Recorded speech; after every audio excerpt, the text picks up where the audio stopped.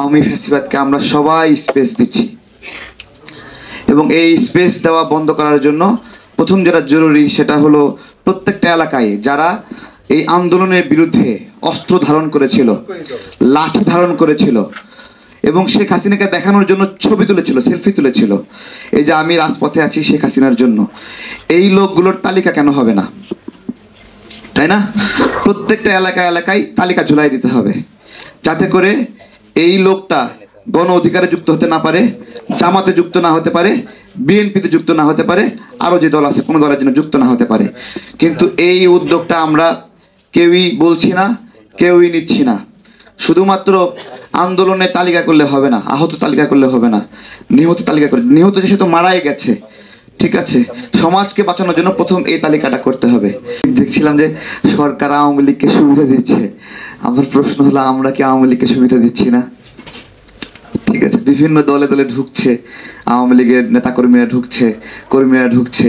যেই মানুষটা লাঠি নিয়ে ছাত্র জনতাকে মারার জন্য উদ্যত হলো, মানে জয় বাংলা স্লোগান দিয়ে, এরা উল্টে যায় বলতেছে হাসিনা পালাইছে, হাসিনা পালাইছে বইলে আমাদের সাথে মিছিলে ঢুকছে। ঠিক আছে, এটাই বলছি যে শুধু সরকার না, আওয়ামী ফ্যাসিবাদকে আমরা সবাই স্পেস দিচ্ছি এবং এই স্পেস দেওয়া বন্ধ করার জন্য প্রথম যেটা জরুরি সেটা হলো প্রত্যেকটা এলাকায় যারা এই আন্দোলনের বিরুদ্ধে অস্ত্র ধারণ করেছিল, লাঠি ধারণ করেছিল এবং শেখ হাসিনাকে দেখানোর জন্য ছবি তুলেছিল, সেলফি তুলেছিল, এই যে আমি রাজপথে আছি শেখ হাসিনার জন্য, এই লোকগুলোর তালিকা কেন হবে না? তাই না?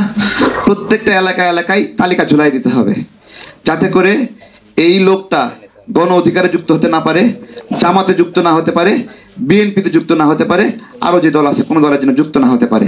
কিন্তু এই উদ্যোগটা আমরা কেউই বলছি না, কেউই নিচ্ছি না।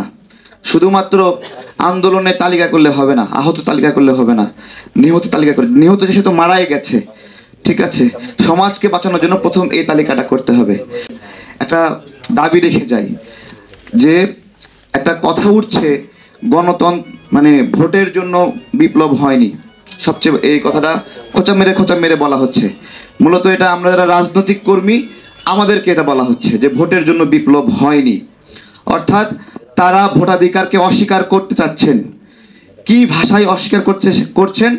শেখ হাসিনা যেরকম উন্নয়ন বলে অস্বীকার করেছেন ভোটাধিকারকে, ঠিক এখন এই জায়গাটা রিপ্লেস হয়েছে সংস্কার সংস্কার সংস্কার সংস্কার শব্দ দ্বারা এই ক্ষমতাকে প্রলম্বিত করার চেষ্টা করা হচ্ছে। আমরা কিন্তু কখনোই অস্বীকার করিনি একটা রিলেভেন্ট টাইম দেওয়া হবে না, যৌক্তিক সময় দেওয়া হবে না, কিন্তু আমাদেরকে অসম্মান করা হচ্ছে।